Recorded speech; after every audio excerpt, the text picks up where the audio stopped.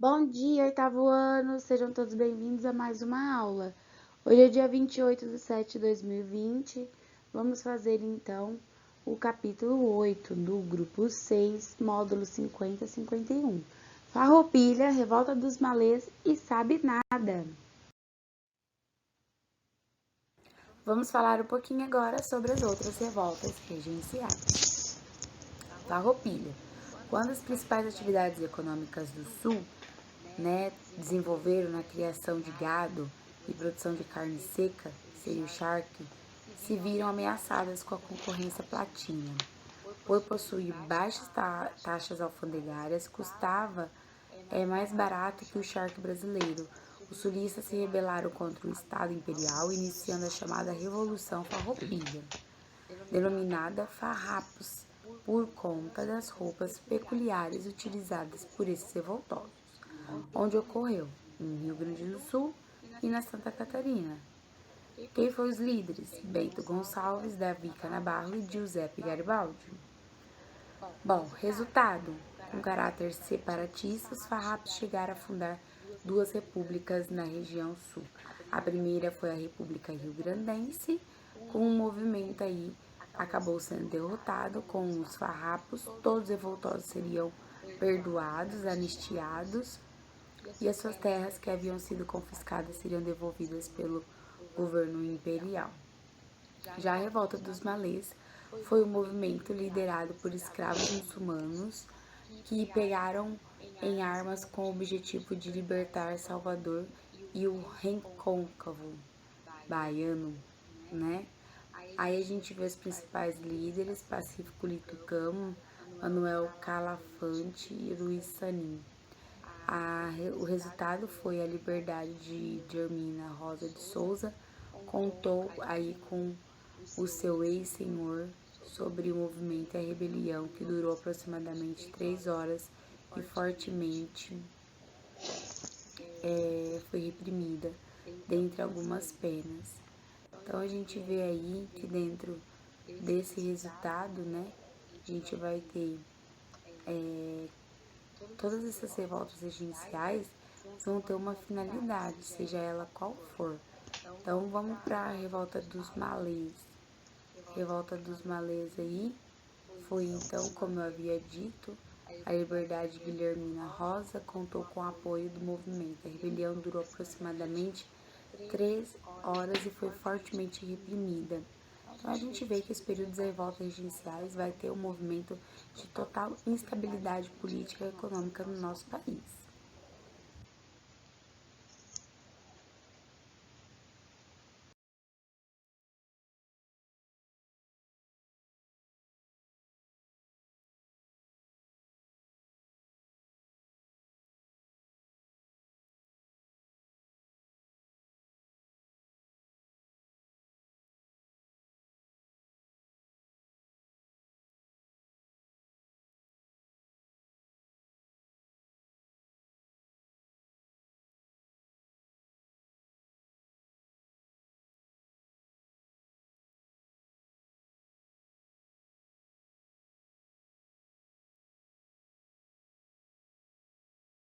Vamos falar um pouquinho agora sobre as outras revoltas regenciais.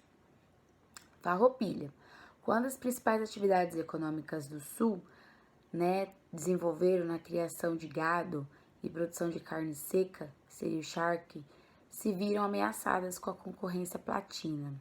Por possuir baixas taxas alfandegárias, custava mais barato que o charque brasileiro. Os sulistas se rebelaram contra o Estado Imperial, iniciando a chamada Revolução Farroupilha, denominada farrapos, por conta das roupas peculiares utilizadas por esses revoltosos, onde ocorreu em Rio Grande do Sul e na Santa Catarina. Quem foram os líderes? Bento Gonçalves, Davi Canabarro e Giuseppe Garibaldi. Bom, resultado: com caráter separatista, os farrapos chegaram a fundar duas repúblicas na região sul. A primeira foi a República Rio-Grandense, com um movimento aí acabou sendo derrotado. Com os farrapos, todos os revoltosos seriam perdoados, anistiados, e as suas terras que haviam sido confiscadas seriam devolvidas pelo governo imperial. Já a Revolta dos Malês foi um movimento liderado por escravos muçulmanos que pegaram em armas com o objetivo de libertar Salvador e o recôncavo baiano, né? Aí a gente vê os principais líderes: Pacífico Liturcamo, Manuel Calafante e Luiz Sanin. O resultado foi a liberdade de Germina Rosa de Souza. Contou aí com o seu ex-senhor sobre o movimento e a rebelião, que durou aproximadamente 3 horas e fortemente foi reprimida, dentre algumas penas. Então a gente vê aí que dentro desse resultado, né, a gente vai ter todas essas revoltas regenciais vão ter uma finalidade, seja ela qual for. Então vamos para a Revolta dos Malês. Revolta dos Malês aí foi então, como eu havia dito, a liberdade de Guilhermina Rosa contou com o apoio do movimento. A rebelião durou aproximadamente 3 horas e foi fortemente reprimida. Então a gente vê que os períodos da revolta regenciais vai ter um movimento de total instabilidade política e econômica no nosso país.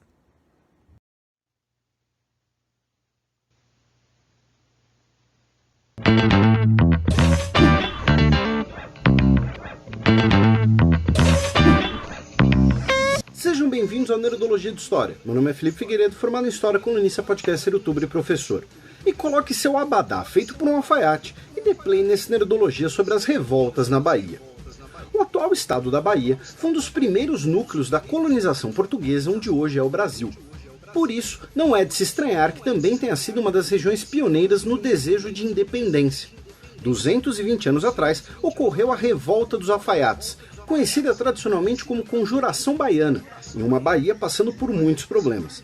A capital da administração colonial tinha sido recentemente transferida para o Rio de Janeiro, diminuindo os recursos enviados para a Bahia. Temos altos impostos e principalmente o início da escassez de alimentos. A coroa portuguesa, para tentar contornar isso, determinou o plantio de alguns alimentos na região.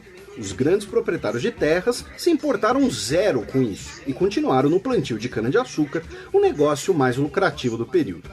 Ocorreram saques de armazéns e até o incêndio do Pelourinho, atualmente um bairro histórico e patrimônio cultural mundial em Salvador. As propostas de revolta contra o domínio português foram muito influenciadas por ideias iluministas francesas, que já tinham impacto no continente americano, nos Estados Unidos e no Haiti. Uma delas era a perspectiva de ascensão social, presente no iluminismo, em contraste às sociedades estratificadas do absolutismo. No caso da Revolta dos Alfaiates, as propostas eram independência, com a República Baiense, de caráter democrático, sem escravidão e com a abertura dos portos, em uma política de livre comércio. E, ao contrário da maioria das revoltas contra o governo na história brasileira, ela tinha uma composição heterogênea, com integrantes de diferentes setores da sociedade.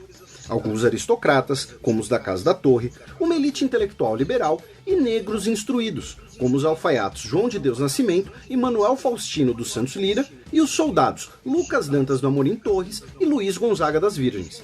O principal líder foi Cipriano Barata, conhecido como médico dos pobres. A articulação era secreta, até o dia 12 de agosto de 1798. Alguns integrantes estavam distribuindo panfletos na porta de igrejas e colando-os em muros de Salvador. 2 deles foram detidos por guardas e, interrogados, acabaram delatando os demais envolvidos. As autoridades portuguesas iniciaram uma repressão generalizada, em que centenas de pessoas foram denunciadas e 49 foram detidas. Após mais de 1 ano de prisões, interrogatórios e prováveis torturas, 4 condenados foram enforcados e as partes dos seus corpos expostas, todos eles de origem pobre. E considerando o tamanho da cidade de Salvador na época, era praticamente impossível que um residente não visse os corpos expostos como um recado contra futuras revoltas. O local da execução era o Largo da Piedade, cujas ruas até hoje mantêm os nomes desse período, como a Rua da Forca. Um condenado fugiu, 7 foram enviados ao degredo na África e 8 cumpriram penas de prisão. Cipriano Barata ficou pouco mais de 1 ano preso. Já após a independência, em 1835, ocorreu a Revolta dos Malês, um levante de pessoas escravizadas em Salvador contra a escravidão e a população branca. Na época, Salvador contava com cerca de 65 mil habitantes, sendo que 40% deles era de pessoas escravizadas. Ocorreu uma separação entre a população negra escravizada da Bahia e de Salvador. Parte deles era nascida na África Portuguesa ou no Brasil, falantes de português e catequizados. Outra parte era de nascidos onde hoje são Nigéria, Benin e Gana, muçulmanos que pouco conheciam português. Em contraste, eles sabiam ler e escrever, mas em árabe. Por isso, existem muitas fontes sobre a revolta, escritas por seus próprios protagonistas. Inclusive, durante muito tempo, o livro mais impresso na Bahia era o Corão, o livro sagrado do Islã. Havia também um sincretismo entre o Islã e o candomblé, e a revolta dos malês teve um componente religioso muito forte, já que era um dos fatores de identificação dos revoltosos como o uso dos abadás. Não, eles não iam para uma micareta, mas uma palavra iorubá que significava a bata branca usada pelos muçulmanos. Antes da revolta, entretanto, o prefeito de Salvador recebeu uma denúncia na noite do dia 24 de janeiro. Teriam interceptado bilhetes em árabe que eram usados para a organização da revolta, distribuídos via tabuleiros de doceiras na cidade. Com a denúncia, ordenaram a polícia fazer rondas pela cidade, procurando por sinais suspeitos. Na ladeira da Praça Municipal, atual Praça Tomé de Souza, uma patrulha achou a movimentação em uma casa suspeita e decidiu averiguar. Cerca de 60 rebeldes estavam dentro da casa, desencadeando uma luta generalizada, corpo a corpo e com armas de fogo. Com isso, muitos rebeldes saíram pela cidade, buscando apoio e alertar outros integrantes da revolta, o que não adiantou muito. Em menos de 24 horas, a revolta foi debelada, 4 líderes foram executados e muitos africanos aderiram ao catolicismo com receio de perseguições futuras. Outro evento fazendo aniversário esse ano foi a Sabinada, de 180 anos atrás. Seu nome vem do principal líder, o médico e jornalista Francisco Sabino. Ela foi uma das várias revoltas contra a regência durante a menoridade do imperador Pedro II. Na época, ele tinha 12 anos de idade. As decisões tomadas pelos regentes eram frequentemente contestadas. No caso baiano, as nomeações de autoridades na província realizadas pelo governo regencial e o recrutamento militar obrigatório para lutar contra os farroupilhas no sul do país foram os principais motivos da Sabinada. Outro motivo era o declínio econômico da Bahia, com a queda do preço de açúcar, e o objetivo era maior autonomia para a região e com data de validade, a República Baiense, que deveria durar até a maioridade de Pedro II. No início, os rebeldes invadiram a Câmara Municipal de Salvador, proclamaram a República e conseguiram apoio dos quartéis da cidade e da classe média. A população escravizada, entretanto, temendo represálias, não apoiou a revolta, nem os donos de terras da região do Recôncavo. Mesmo assim, o movimento manteve o controle de Salvador por alguns meses. Apenas em março de 1838, em uma operação militar por terra e marítima, a cidade foi retomada pelo governo, com a morte de cerca de 1.800 pessoas. Milhares de pessoas foram presas e centenas de casas foram queimadas. Outro evento importante na Bahia foi a Guerra de Canudos, que já vimos por aqui. E hoje, a Bahia ainda é uma grande produtora de açúcar, mas está longe de depender dessa plantação, ao contrário do século XIX. A bacia do Recôncavo de petróleo e gás é um dos principais polos petroquímicos do Brasil, sem falar no turismo e nessa rica história de lutas pela liberdade. Nos comentários do último Nerdologia sobre o fim da Primeira Guerra Mundial, perguntaram se teve alguma independência afroasiática após a guerra. Não, o Império Colonial Alemão e parte do antigo Império Otomano foram divididos entre os vencedores. A descolonização afroasiática ocorre especialmente após a Segunda Guerra Mundial. Perguntaram sobre as relações familiares entre as dinastias reais antes da guerra. Já falamos um pouco disso aqui no Nerdologia, e que o czar russo, o Kaiser alemão e o rei da Inglaterra eram todos primos. Mas quem quiser aprofundar, tem um livro especialmente sobre isso. Brincaram sobre a Itália se sentir traída pela sua fama de ter virado a casaca durante a Primeira Guerra Mundial. A Itália fazia parte da Tríplice Aliança, com o Império Alemão e o Império Austro-Húngaro. A justificativa italiana para declarar neutralidade era de que a aliança era defensiva, e quem começou a guerra foi a Áustria, então eles não teriam obrigação de entrar na guerra. Finalmente, muita gente esperando que daqui a 27 anos façamos um Nerdologia sobre os 100 anos do fim da Segunda Guerra Mundial. Não se esqueçam de curtir e compartilhar o vídeo, assinem nosso canal para conhecer mais sobre lutas brasileiras e até a próxima!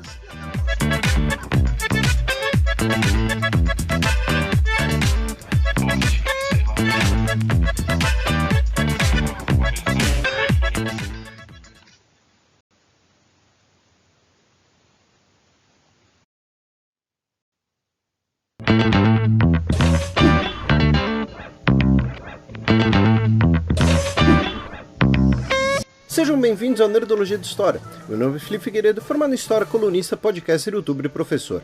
Vista suas melhores roupas e vamos ver um pouco de História do Brasil. A Guerra dos Farrapos, ou Revolução Farroupilha, foi um dos principais eventos da história brasileira no século XIX. Em setembro de 2016, foi lembrado o 180º aniversário da República Rio-Grandense, com celebrações especialmente no Rio Grande do Sul, onde o dia 20 de setembro é um feriado estadual. A palavra farroupilha era um termo originalmente ofensivo, utilizado desde antes do conflito para se referir aos gaúchos simpáticos ao Partido Liberal.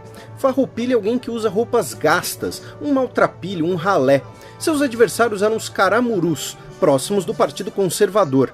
O termo caramuru, que você já deve ter ouvido, era usado pejorativamente para se referir às pessoas que eram leais a Portugal e teria origem num termo tupi para chamar os europeus em geral. O que essas questões partidárias significavam?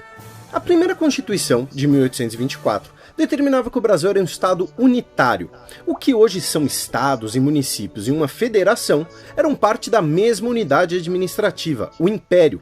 As províncias eram governadas por um presidente nomeado pelo imperador, não alguém escolhido pela população local e muitas vezes alguém de outra região. Os integrantes do Partido Liberal defendiam mais autonomia para as províncias e os do Partido Conservador eram centralizadores e defendiam uma maior autoridade da coroa. Essa crise política era agravada, pois o Brasil estava em seu período regencial. A discussão sobre centralização de poder foi muito forte no período regencial, que durou de 1831 até 1840. Não havia imperador no momento, então a autoridade do governo era menor. Não é coincidência que temos vários conflitos internos nesse período. As tensões sociais e políticas da fundação do novo país vieram à tona após a abdicação de Dom Pedro I. O aspecto econômico também foi um dos motivos do conflito. Os produtores rurais do Rio Grande do Sul consideravam que sofreu uma concorrência desleal no comércio do charque e do couro para a região sudeste. Além dos gaúchos pagarem impostos para a coroa, os mesmos produtos vindos do Uruguai e da Argentina eram mais baratos, fazendo com que tivessem mais mercado. Os estanceiros gaúchos desejavam que o governo central aumentasse as taxas alfandegárias para os produtos estrangeiros. Como isso não ocorreu, defendiam maior autoridade para a província. Em 1834, os liberais federalistas elegeram a maioria da Assembleia Provincial. Isso dificultou as relações com o presidente da província, um conservador nomeado pelo imperador. O estopim da revolta foi quando o presidente acusou os farroupilhas de não serem leais ao império, desejando o separatismo e a união com o Uruguai. Após meses de disputas internas, líderes locais decidiram que, no dia 20 de setembro de 1835, destituiriam o presidente da província, exigindo um novo nome do governo central. Os rebeldes liberais, liderados por Bento Gonçalves da Silva, tomaram Porto Alegre, fazendo com que as forças imperiais fossem obrigadas a deixarem a região. Bento Gonçalves buscava uma posição conciliadora com o governo imperial, convidando um novo presidente, o que não foi aceito. Em 3 de março de 1836, o governo imperial ordena a transferência da capital para Rio Grande, rompendo com as negociações.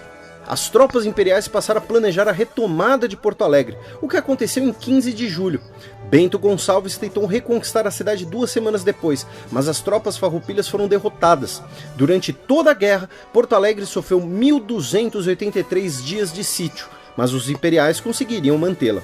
Apesar da derrota na capital, os farroupilhas tiveram importante vitória na Batalha do Ceiva, em 10 de setembro de 1836. O enfrentamento deixa cerca de 500 mortos, e, no dia seguinte, o general gaúcho Antônio de Souza Neto proclama a República Rio-Grandense, com sede na cidade de Piratini, governada por Bento Gonçalves. O general Neto, posteriormente, lutaria pelo Império, na Guerra do Paraguai, período em que se passa a obra Neto Perde Sua Alma, que também é um filme. Bento Gonçalves, desejando se reunir com seu aliado Neto, se desloca para atravessar o rio Jacuí, mas tem seus mais de 1.000 homens emboscados pelo general Bento Manuel e pela esquadra do inglês John Grenfell. Bento Manuel ficou conhecido por trocar de lado mais de uma vez durante o conflito, já que as elites gaúchas também disputavam poder entre si. Com algumas das principais lideranças farroupilhas capturadas, o governo central oferece anistia para conseguir o fim do conflito, mas o general Neto decide continuar a luta. Em 1837, o regente Feijó nomeou o brigadeiro Antero de Brito para presidente da província. Os simpatizantes do movimento em Porto Alegre foram reprimidos duramente, devolvendo o ânimo aos rebeldes, apesar das lideranças presas. Diversas tropas mudam de lado e, de novo, o general Bento Manuel prende uma liderança. Agora, o presidente da província leal ao governo central. No final do ano, Bento Gonçalves foge da prisão e retorna ao sul, com um importante aliado, o italiano Giuseppe Garibaldi, que anos depois seria herói da unificação italiana. Agora tudo daria certo para os farroupilhas, né? Não foi bem assim. Os rebeldes não conseguiam tomar as grandes cidades, com as batalhas sendo apenas pequenas guerrilhas. Além disso, a República Rio-Grandense não tinha portos. Não que isso fosse problema para Garibaldi. Querendo capturar navios mercantes do Império, tivemos um curioso acontecimento da guerra. Os rebeldes construíram barcos no interior e os transportaram por terra, com rodas e puxados por juntas de bois. Após a captura de 14 navios mercantes, os farroupilhas tomam regiões do atual estado de Santa Catarina, proclamando a República Juliana em julho de 1839. Juliana, Júlio, pegaram? Após 4 meses de confederação entre as duas repúblicas, forças imperiais derrotaram os farroupilhas quando eles tentaram tomar a capital, Desterro, hoje Florianópolis, terra do Guga, que aparece aqui 2 vezes seguidas. Era o fim da República Juliana, a partida de Garibaldi e o início do fim da guerra. Por 5 anos, os farroupilhas foram constantemente derrotados, deslocando sua capital de cidade em cidade, recebendo o apelido de República Andarilha. Nesse período já temos Dom Pedro II no trono. Ele nomeia presidente da província o então Barão de Caxias. Bento Manuel troca de lado novamente e as lideranças rebeldes se enfraquecem cada vez mais, se dividindo ao ponto de Bento Gonçalves matar um rival, Onofre Pires, em um duelo em 1844. Bento Gonçalves iniciou negociações, mas discordava demais de Caxias, substituído por Davi Canabarro. A paz foi assinada em 1º de março de 1845, em Poncho Verde. Para acelerar a paz, tivemos um episódio de repercussão muito grande, a chamada Batalha de Porongos, em que até 800 soldados negros da República foram massacrados desarmados. Algumas teorias dizem que o massacre foi combinado com as forças imperiais, para impedir que eles se rebelassem após a paz, já que o Império não queria negociar a abolição da escravidão. O Império assumiu dívidas, taxou o charque importado, dentre outros pontos, concedendo em diversos aspectos, apesar da vitória militar do Império, uma vitória política dos estancieiros gaúchos. Além da série Casa das Sete Mulheres, diversas referências sobre o conflito estão na descrição do vídeo, como sempre. Não se esqueçam de curtir e compartilhar o vídeo, assinem o nosso canal para conhecerem mais sobre barcos com rodas e até a próxima. E aí pessoal, aqui é o Felipe. Gostaram do último Nerdologia? Vamos para as perguntas. Comentaram se o primeiro conflito a ter usado aviões não teria sido a Guerra do Contestado, travada no Brasil, na região dos estados do Paraná e de Santa Catarina. Embora nós tenhamos sim um uso prematuro da aviação, a Guerra do Contestado não tem esse recorde, por questão de alguns meses. Muitos estranharam a bandeira alemã que foi mostrada no vídeo. É a bandeira da Confederação Norte-Germânica e do Império Alemão, o Segundo Reich, usada de 1866 até 1918. Ela misturava o branco e o preto da Prússia com o vermelho da Liga Hanseática, uma aliança comercial que existia desde a Idade Média. Ela foi usada até 1919, quando foi substituída pela bandeira da República de Weimar, em preto, vermelho e amarelo, modelo parecido com o da atual bandeira alemã. Essa bandeira tem origem nas revoluções liberais da Primavera dos Povos de 1848 e une o vermelho da Liga Hanseática com o preto e amarelo do Império Austríaco. Porém, até o início da Segunda Guerra Mundial, a antiga bandeira alemã era muito usada, especialmente por nacionalistas e monarquistas que criticavam a nova república e constituíram a primeira base de apoio do Partido Nazista, que usaria as mesmas cores do antigo Império Alemão. Finalmente, sobre a morte de Santos Dumont, o que sabemos é que ele se suicidou, algo que tentaram ocultar durante muito tempo. Seus motivos não são conhecidos. Especula-se que ele sofria de alguma doença psiquiátrica e também de que o uso militar dos aviões o angustiava ao ponto de ter colaborado com a sua decisão. Como ele não deixou uma carta, dificilmente saberemos. Por hoje é só e até a próxima!